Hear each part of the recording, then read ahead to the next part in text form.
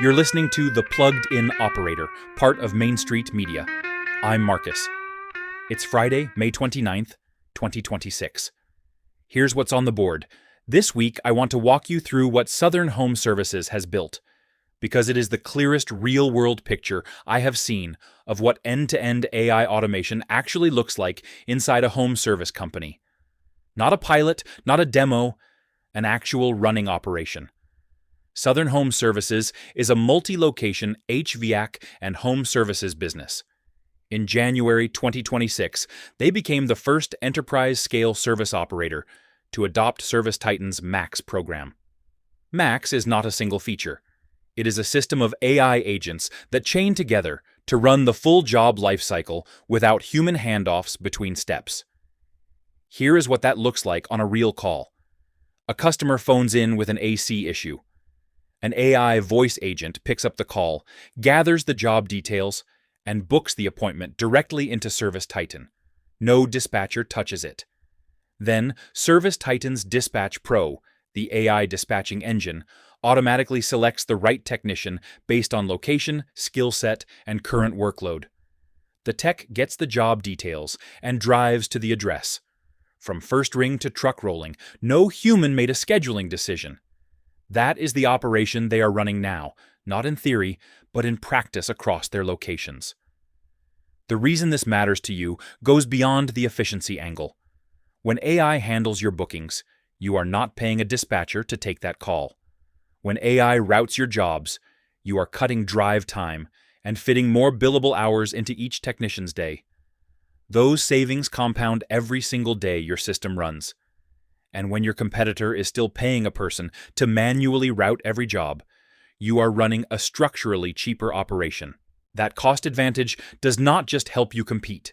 It lets you price sharper, absorb slower seasons, and invest more in the technicians you are trying to keep. Southern Home Services did not flip a switch and automate overnight.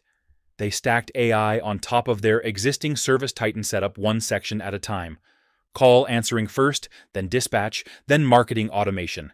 The Max program became the connective layer once each piece was working.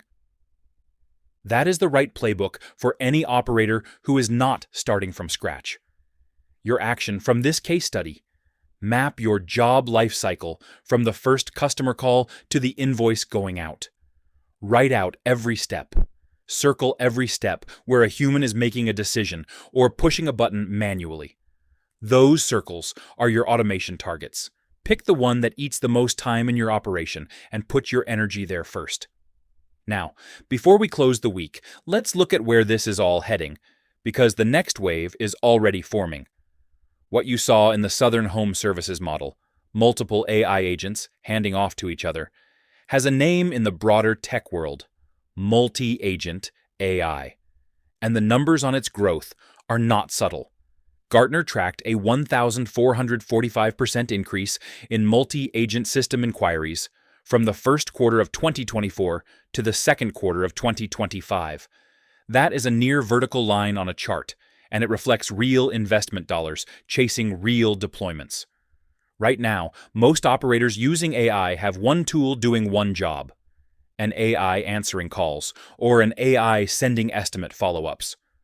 What is coming fast, and what Avoca's $125 million raise and ServiceTitan's Max program are both betting on, is systems where multiple AI agents pass work between each other automatically. Lead comes in, AI books it, AI dispatches it, AI confirms it to the customer, AI follows up afterward. No dispatcher, no CSR, no coordinator touching the chain. For you as an operator, this trend has one practical implication right now.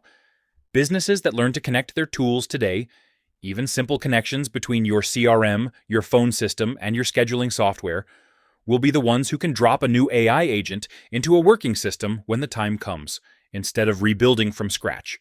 Your forward-looking action: this month, find out whether your current software tools can share data with each other. Ask your software vendor if they have an open API or if they work with connectors like Zapier. If they do, you are already positioned for the next wave. If they do not, that is the first constraint to solve before you get locked further into a closed system. That's it for Friday. Find all 5 Main Street Media shows wherever you listen. Subscribe, leave a review, and I'll see you Monday.